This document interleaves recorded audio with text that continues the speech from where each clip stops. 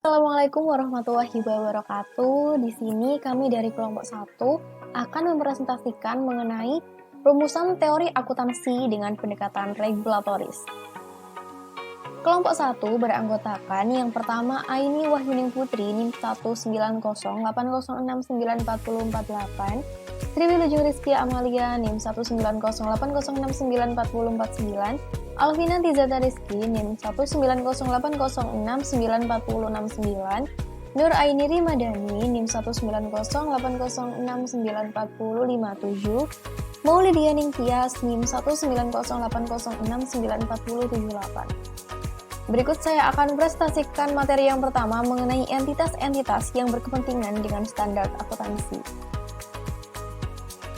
Ada beberapa entitas yang berkepentingan dalam standar akuntansi. Yang pertama adalah individual dan kantor akuntan publik yang pastinya menggunakan standar akuntansi pada saat pelayanannya. Kemudian AICPA.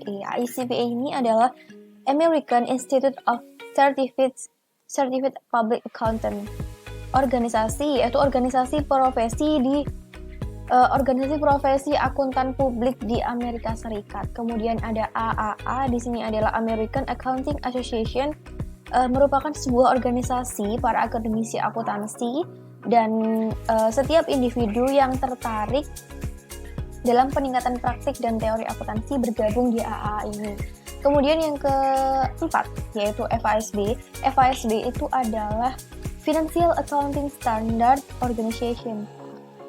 Di sini organisasi ini merupakan sebuah organisasi nirlaba yang independen yang bertanggung jawab untuk menetapkan standar akuntansi dan pelaporan keuangan untuk perusahaan-perusahaan nirlaba. Kemudian SEC di sini adalah Securities and Exchange. Di sini atau dinamakan Komisi Sekuritas dan Bursa. SEC ini itu merupakan regulator utama untuk pasar saham Amerika Serikat yang menetapkan regulasi untuk pelaporan atau pendaftaran efek sekuritas dan mengawasi setiap kegiatan yang dilakukan oleh Bursa Efek Amerika Serikat.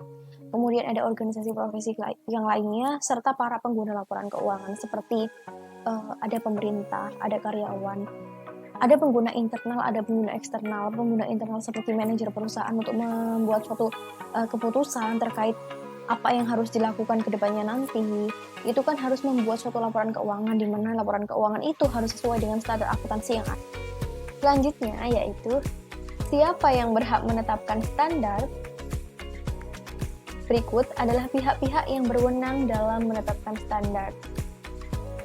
Pihak-pihak yang terlibat dalam penetapan standar akuntansi seperti yang pertama Securities and Exchange Commission yaitu SEC yang telah saya sebutkan sebelumnya. Kemudian ada American Institute of Certified Public Accountant AICPA, kemudian ada Financial Accounting Standard Board FASB yang sudah saya jelaskan sebelumnya, yang merupakan sebuah organisasi nirlaba independen yang mengatur masalah standar akuntansi untuk perusahaan-perusahaan nirlaba. Kemudian yang keempat itu adalah GASB.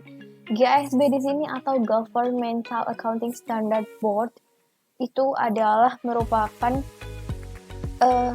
sebuah badan yang digunakan atau yang berfungsi untuk menetapkan standar keuangan dan pelaporan pada unit-unit pemerintah. Jadi jika tadi SEC itu pada organisasi atau pasar saham di Bursa Efek Amerika, kemudian AICPA itu pada profesi akuntan publik, kemudian kalau FASB dia pada organisasi-organisasi nirlaba, sedangkan GASP ini menetapkan pelaporan standar akuntansi pelaporan di perusahaan-perusahaan unit pemerintah. Selanjutnya ada penjelasan teori tentang regulasi, di mana teori tentang regulasi dibagi menjadi dua. Untuk yang pertama, teori-teori kepentingan publik dan kelompok kepentingan atau teori-teori tangkapan. Untuk poin yang kedua, haruskah kita mengatur akuntansi? Karena terjadi perdebatan mengenai apakah akuntansi sebaiknya diatur atau tidak. Lalu untuk poin yang ketiga, kita akan menjelaskan tentang pendekatan pasar bebas, di mana pendekatan pasar bebas ada untuk penerapan standar akuntansi yang dimulai dari suatu asumsi dasar bahwa informasi akuntansi adalah sebuah barang ekonomis, sama seperti barang atau jasa lainnya. Untuk poin selanjutnya, penjelasan tentang regulasi standar akuntansi di sektor swasta, dan yang terakhir adalah regulasi standar akuntansi di sektor publik. Untuk yang pertama, tentang teori regulasi. Teori regulasi tadi telah dijelaskan bahwa dibedakan menjadi dua, dan masing-masing teori tersebut memiliki tujuan. Untuk teori-teori kepentingan publik merupakan regulasi yang berguna sebagai jawaban atas permintaan publik. Untuk yang kedua adalah teori-teori tanggapan, di mana regulasi tersebut digunakan oleh kaum elit dan teori tersebut dianggap sebagai teori regulasi ekonomi. Assalamualaikum warahmatullahi wabarakatuh. Saya Nur Aini Madani. Di sini saya akan melanjutkan presentasi rekan saya terkait dengan siapa yang berwenang menetapkan standar akuntansi. Haruskah kita mengatur akuntansi? Di sini terjadi perdebatan mengenai apakah akuntansi sebaiknya diatur atau tidak. Pertama, mereka yang mendukung opini pasar yang tidak diregulasi menggunakan teori keanggenan untuk mempertanyakan mengapa harus terdapat insentif-insentif dalam pelaporan yang andal dan bersifat sukarela kepada pemilik. Selanjutnya, bagi mereka yang mendukung pasar yang diregulasi menggunakan argumentasi kepentingan publik, pada dasarnya, baik kegagalan pasar maupun kebutuhan untuk mencapai sasaran-sasaran sosial akan menentukan pengaturan dari akuntansi. Kegagalan pasar sebagai alokasi pengeluaran yang di bawah nilai optimal mungkin merupakan akibat dari keengganan suatu perusahaan untuk mengungkapkan informasi tentang dirinya sendiri karena ia merupakan pemasok monopoli dari informasi tersebut. Kemudian terjadinya kecurangan serta kurangnya produksi informasi akuntansi sebagai barang publik.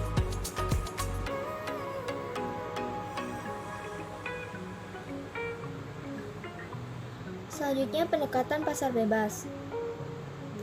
Pendekatan pasar bebas untuk penetapan standar akuntansi dimulai dari suatu asumsi dasar bahwa informasi akuntansi adalah sebuah barang ekonomi sama seperti barang atau jasa lainnya. Oleh sebab itu, ia menjadi atas kekuatan permintaan dari pengguna dan kekuatan pasok oleh penyedia yang berminat. Hasil yang terjadi adalah suatu jumlah optimal dari informasi yang diungkapkan pada harga yang optimal.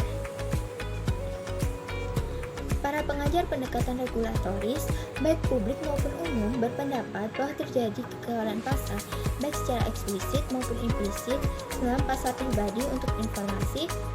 Pertama, secara umum, kegagalan pasar eksplisit diasumsikan terjadi ketika baik jumlah ataupun mutu dari barang yang dihasilkan di sebuah pasar yang tidak diatur berbeda dari biaya pribadi dan keuntungan yang diperoleh dari barang tersebut, dan solusi pasar menimbulkan terjadinya suatu alokasi sumber daya dan Pareto. Selanjutnya, teori-teori kegagalan pasar secara eksplisit berfokus pada satu atau lebih klaim-klaim berikut yang mengatakan bahwa terdapat kelemahan-kelemahan dalam pasar pribadi informasi akuntansi. Yang pertama, kendali monopoli atas informasi manajemen. Di sini bahwa para akuntan memiliki suatu pengaruh monopolistik atas data yang diberikan dan digunakan oleh pasar. Akibatnya, pasar tidak benar-benar dapat membedakan antara dampak-dampak nyata dengan akuntansi saja, dan mungkin dapat disesatkan oleh perusahaan-perusahaan akuntansi. Selanjutnya, investor yang naif. Di sini, investor yang tidak begitu memahami beberapa teknik-teknik dan transformasi akuntansi yang rumit akan dapat ditipu oleh penggunaan teknik-teknik yang berbeda oleh perusahaan-perusahaan yang sebanding, dan mungkin tidak akan dapat menyesuaikan proses pengambilan keputusannya, dan memperhitungkan perbedaan dari prosedur-prosedur akuntansi tersebut. Selanjutnya, fiksasi fungsional. Di sini adanya perdebatan bahwa dalam kondisi-kondisi tertentu, para investor mungkin tidak akan mampu mengubah proses pengambilan keputusan mereka sebagai respon atas terjadinya perubahan dalam proses akuntansi yang mendasar dan memberikan data bagi mereka. Selanjutnya, angka-angka yang menyesatkan. Karena akuntansi sangat mengandalkan bermacam-macam basis valuasi dan bermacam-macam prosedur alokasi yang tidak berdasar dan tidak dapat diperbaiki, maka hasil output akuntansi menjadi tidak berarti atau menyesatkan untuk digunakan dalam tujuan pengambilan keputusan. Selanjutnya, prosedur yang berbeda. Di sini mengingat fleksibilitas yang terdapat dalam pemilihan teknik-teknik akuntansi yang digunakan untuk melaporkan peristiwa-peristiwa tertentu dan kecenderungan dari manajemen untuk menyajikan suatu gambaran yang diinginkan. Hasil output akuntansi dari suatu perusahaan jika dibandingkan dengan perusahaan lain menjadi kurang dapat diperbandingkan dan bermanfaat. Yang terakhir, kurangnya objektivitas. Nah, di sini tidak adanya kriteria objektivitas yang dapat menjadi dasar bagi manajemen untuk memilih teknik-teknik akuntansinya, mengakibatkan hasil output yang tidak dapat dibandingkan.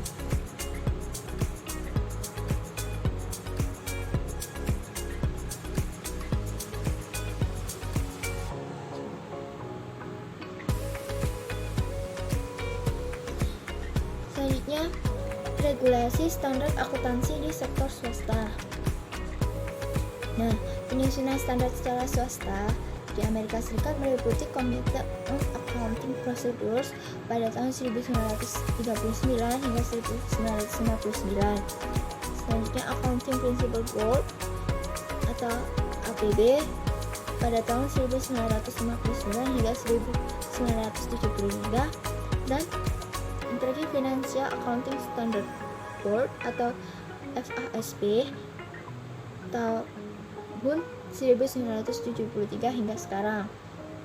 Di sini adanya asumsi bahwa kepentingan publik dalam akuntansi akan terpenuhi jika pembuatan standar diserahkan kepada sektor swasta. Nah, di sini keunggulan yang pertama, FASB responsif terhadap berbagai konstituen. 2. FASB mampu menarik anggota.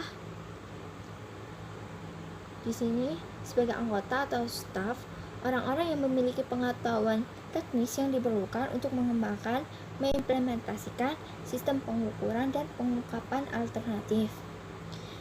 Yang terakhir, FASB mampu menumbuhkan respon konstituen. Akan tetapi juga memiliki kelemahan, yakni yang pertama, FASB kurang memiliki wewenang hukum dan kekuatan. Kemudian, FASB sering mendapat tuduhan kurang independen.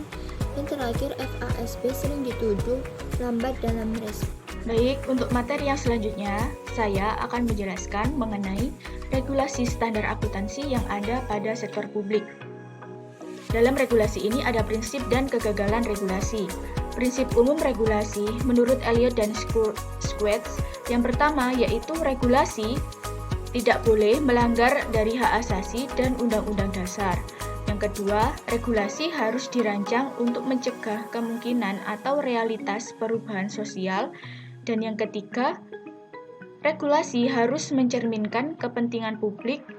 Dan keempat, regulasi seharusnya tidak digunakan sektor swasta bila tujuan dari regulasi dari standar akuntansi dapat dicapai oleh institusi sektor swasta. Dan yang kelima, regulasi yang potensial seharusnya tidak menanggung beban bahwa regulasi tersebut telah terjamin kekuatannya, daripada para pendukung regulasi harus membuktikan bahwa regulasi tersebut memang terjamin. Kemudian yang 6. Yaitu tindakan yang berhubungan dengan regulasi seharusnya tidak digunakan untuk memperbaiki pelanggaran hukum atau memerangi perilaku antisosial. Selanjutnya yaitu kegagalan dari regulasi. Kegagalan regulasi menurut Buckey dan O'Sullivan, yang pertama yaitu zero cost phenomenon, regulasi sama sekali tidak menanggung kerugian yang ditimbulkan dari kegagalannya. Dan yang kedua, regulatory lag, akibat dari penundaan regulasi. Yang ketiga, regulatory trap, mengacu pada kesulitan-kesulitan untuk membalik regulasi yang ada. Dan yang terakhir dari kegagalan regulasi yaitu tar baby effect, merupakan akibat yang ditimbulkan dari kecenderungan regulasi untuk terus berkembang. Next, yang selanjutnya yaitu saya akan menjelaskan mengenai legitimasi proses penetapan standar. Pada legitimasi proses penetapan standar, ada dua prognosis. Yang pertama yaitu prognosis pesimistik.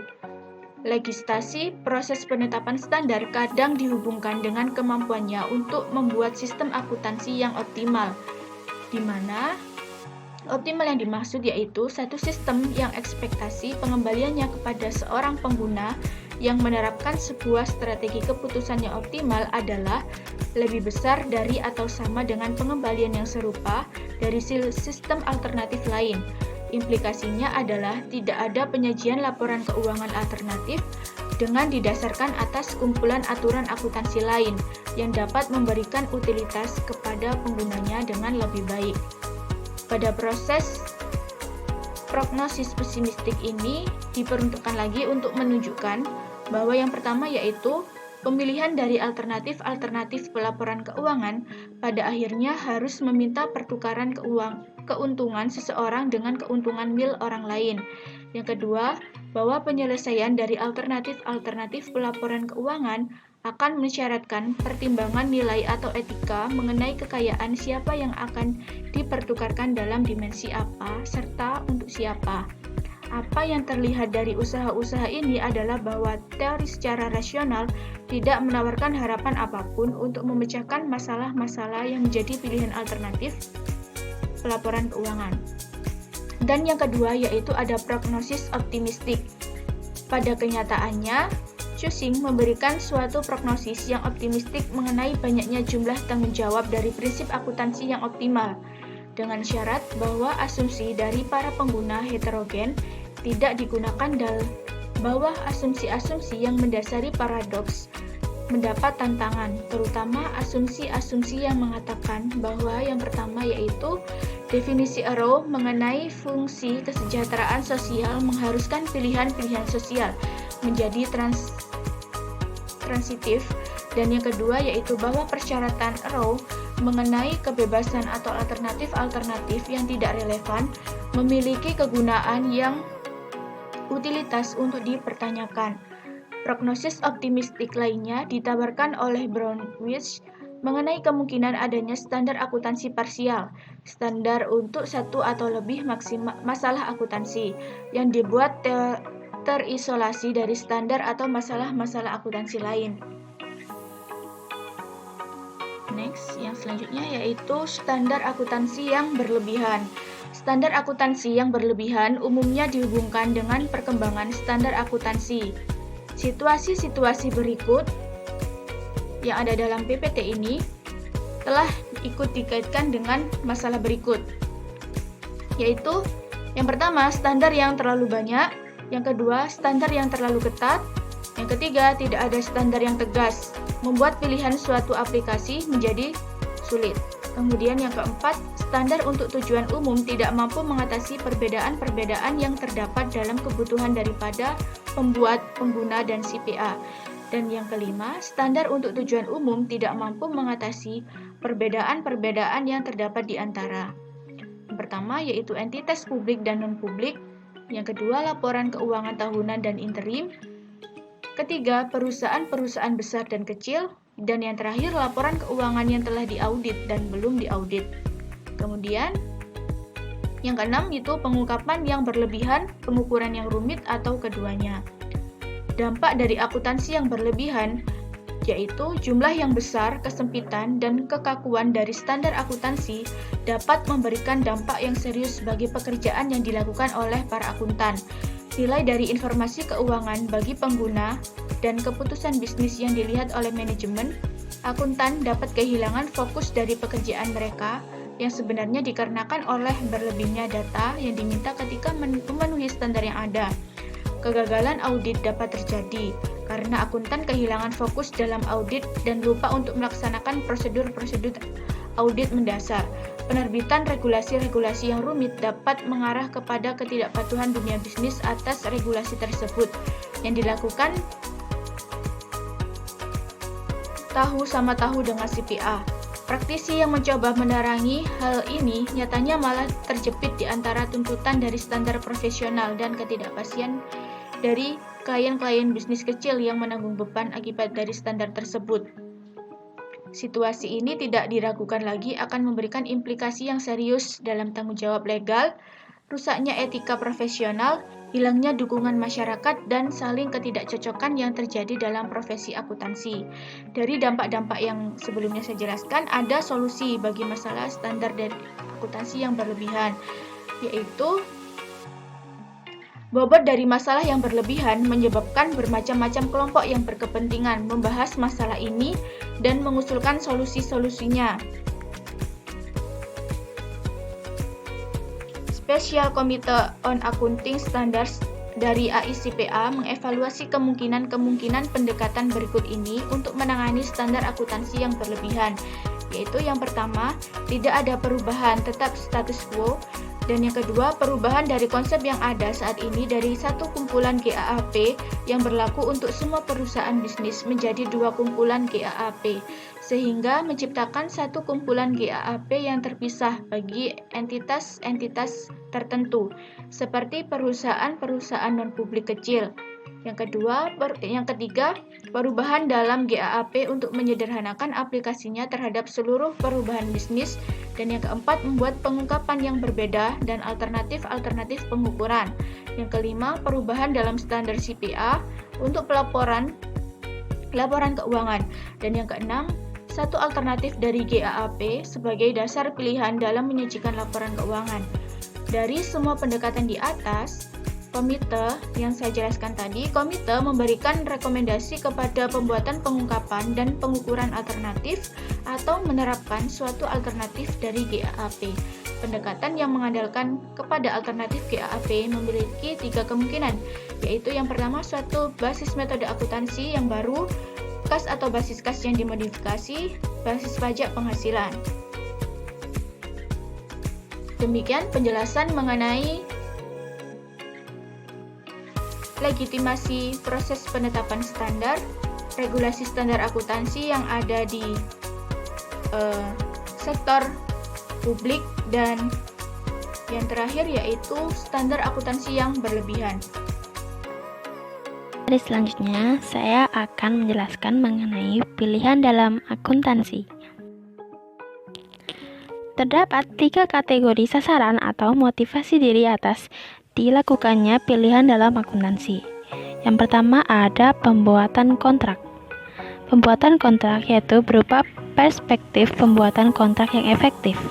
Yang kedua, pemberian harga atas aktiva atau aset. Yang ketiga, mempengaruhi pihak-pihak eksternal. Pada materi selanjutnya, saya akan menjelaskan mengenai strategi penetapan standar bagi negara-negara berkembang. Dalam penetapan standar terdapat 4 strategi. Yang pertama yaitu pendekatan evolusioner. Dalam hal ini, mitra asing menyesuaikan peraturannya apakah tetap membina perdagangan atau mempertahankan operasinya. Yang kedua, pendekatan transfer teknologi. Pada hal ini, pengembangan melalui transfer teknologi berasal dari operasi dan aktivitas kantor akuntan internasional, perusahaan multinasional, dan para akademisi. Dalam aktivitasnya melibatkan transfer teknologi. Yang ketiga, penggunaan standar akuntansi. Penggunaan standar akuntansi internasional yaitu dengan bergabung dengan International Standard Accounting atau IASC atau badan lainnya. Yang keempat, terdapat strategi situasional dalam pengembangan standar akuntansi. Hal ini didasarkan pada analisis prinsip dan praktik akuntansi di negara maju terhadap latar belakang lingkungan.